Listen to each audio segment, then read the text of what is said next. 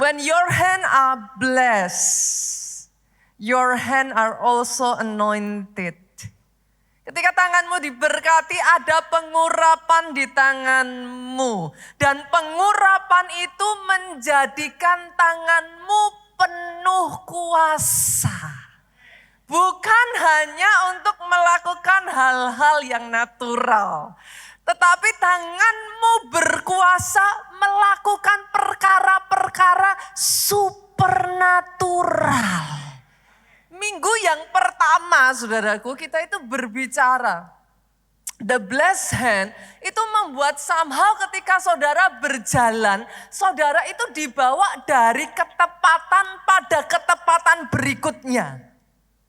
Somehow langkahmu itu jadi supernaturally blessed.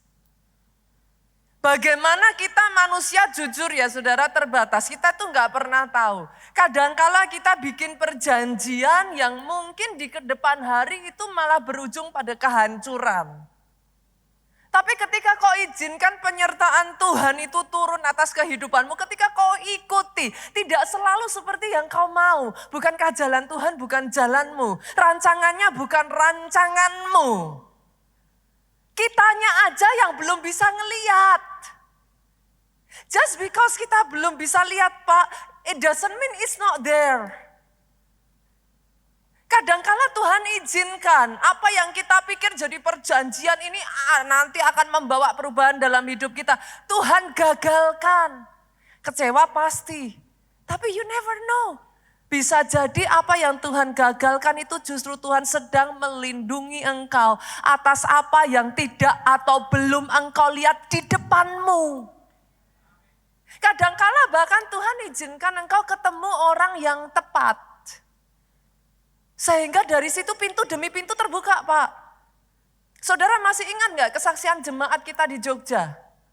Gak kenal sama sekali, gak tahu apa-apa. Hanya ketemu dipertemukan Tuhan begitu saja. Tapi ternyata melalui orang ini, ternyata Tuhan gerakkan orang ini untuk datang ke Jogja. Karena Tuhan bilang kasih satu rumah. Tapi orang ini gak ngerti yang mana orangnya. Tuhan pertemukan begitu saja, jemaat benar-benar gak kenal Pak. Tapi dari situ Tuhan berkati jemaat kita dengan rumah perjanjian.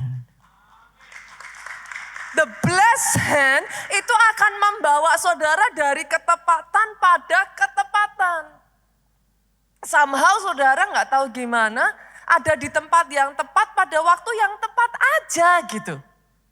Saya pernah ngalami saudaraku, satu kali saya sedang ada di lift, saya turun, masih awal-awal saya pindah Jakarta saudara. Saya turun dari lift, di dalam satu lift ini saya berpapasan, saya berjumpa satu lift ada satu ibu. I don't even know her, saya bahkan gak kenal ibu ini sama sekali saudaraku. Tapi somehow di dalam hati saya, Tuhan tuh ngomong, Roh Kudus tuh kayak ngomong aja ngobrol nih ibu. Somehow di dalam hati saya itu Tuhan gerakkan, ini ibu yang terbiasa pegang bayi, pegang orang yang habis melahirkan. Saya tanyalah sama ibu ini, ibu apa betul? Ibu itu biasa ngurusin mama yang biasa habis melahirkan. Ibunya kaget ngelihat saya karena belum kenal sama sekali. Dia bilang, iya betul kok ibu tahu. Saya minta nomor teleponnya dia tanpa kita ngerti apa-apa. Dan saya pun juga melakukan itu, saya mikir di dalam hati. Orang saya nggak punya anak yang ketiga, saya mikir. Saya ngapain juga? Saya sudah berusaha bertahun-tahun untuk punya gen saudaraku, tapi Tuhan belum kasih. Sampai di satu titik tertentu saya ngomong, ya udahlah Tuhan 2 anak aja sudah diberkati Tuhan ya bersyukur. Jadi saya tuh waktu saya minta nomornya tuh saya cuma gini, ini buat apa ya? Tapi ya sudah saya belajar taat, saya ikuti dorongan Roh Kudus, saya catat nomornya, saya simpan. Without me knowing, 2 tahun kemudian saya hamil Jane. Dan di Jakarta I have nobody, I don't know anyone. Saya nggak kenal siapapun. Kalau di kota Solo saudaraku kita semuanya tuh kayak udah kenal semua. Jadi dari lahiran sampai apa tuh semua udah beres gitu saudaraku. Di Jakarta tuh I don't know anyone gitu. Jadi ketika akhirnya saya catat nomornya ibu ini, 2 tahun kemudian saya hamil, Roh Kudus ngomong, tuh kan udah disiapin. Saya calling ibunya, saudaraku, ternyata yang saya nggak tahu ibu ini dipakai orang-orang hebat di Jakarta. Klien-kliennya itu orang-orang yang luar biasa, saudaraku, saya sampai kaget. Dan ibu ini punya pengalaman puluhan tahun. Jadi dengan keadaan saya yang sesar, karena saya tidak pernah berencana sesar, saudaraku. Anak pertama normal, anak kedua normal, nggak mungkin lah mengakhiri yang ketiga dengan sesar, kan rasanya sayang, saudara. Tapi we never know. Jen lahir dengan keadaan tertentu yang membuat saya nggak bisa melahirkan secara normal, terpaksa harus sesar. Tuhan persiapkan orang yang tepat untuk merawat saya dengan bayi saya. Not even I can understand. Kenal aja enggak, ngerti aja tidak. Tapi the blessed hand, satu demi satu langkahmu ditetapkan oleh Tuhan. Oh aminnya yang paling keras. Itu sebabnya tanpa kau sadari, somehow when your hand up blessed, saudaraku, bukan hanya karena tepat satu langkah tepat, langkah berikutnya tepat, hikmatnya tepat, saudara. Akhirnya yang dilihat orang percepatan, ini orang kok geraknya cepat sekali ya, ini orang kok rasanya jalannya kayak lari ya. Kenapa? Karena yang lain langkahnya salah, tersandung jatuh. Yang ini langkahnya tepat, jadi terlihat cepat, saudaraku. Orang lain bertanya-tanya, how can it be? What do you do? Tapi saudara dan saya tahu, the blessed hand mendatangkan perubahan atas hidupmu. Angkat kedua tanganmu seperti ini, saudaraku. Angkat kedua tanganmu seperti ini. Katakan, tanganku tangan yang diberkati. Katakan, tanganku tangan yang berkuasa. Aminnya yang paling keras, boleh kita kasih tepuk tangan yang paling meriah buat Yesus Tuhan kita. Saya ingatkan saudara, kalau saudara tahu bahwa tangan ini diurapi, and thus, karena itulah tangan ini jadi berkuasa, jangan hanya dipakai untuk perkara yang natural. Tuhan mau pakai tangan saudara untuk mengerjakan yang supernatural. Itulah yang Yesus lakukan di muka bumi ini, saudaraku. Dan karena itu dia membawa banyak orang datang kepada Tuhan. Yes, your hand are anointed. Yes, tanganmu diurapi melakukan hal yang supernatural. Kita buka ayatnya, kita lihat. Markus pasalnya yang ke-6. Ayatnya yang kedua. Pada hari Sabat besar Yesus mulai mengajar di rumah ibadat dan jemaat yang besar takjub. Ini kerumunan orang banyak, jemaat yang besar saudaraku. Kerumunan orang banyak takjub. Ketika mendengar dia dan mereka berkata, dari mana diperolehnya semua itu? Orang tuh heran saudaraku, dari mana diperolehnya semua itu? Hikmat apapulakah yang diberikan kepadanya? Orang itu bingung, kok bisa ya berpikir begitu? Kok bisa ya punya pemahaman seperti itu? When you are anointed, Tuhan berikan hikmat-hikmat yang baru yang orang tidak pernah bisa bahkan pikirkan. Bukan hanya itu saja, dan mujizat-mujizat yang demikian bagaimanakah dapat diadakan oleh tangannya. Pada saat Yesus masih menjadi manusia, saudaraku, dalam wujud manusia sama seperti saudara bernafas, berjalan, tangan kakinya menapak di atas tanah. Dia menyentuh mertua Petrus, demamnya hilang. Percayakah saudara? Oh yes. Saya mengajak jemaat keluarga Allah.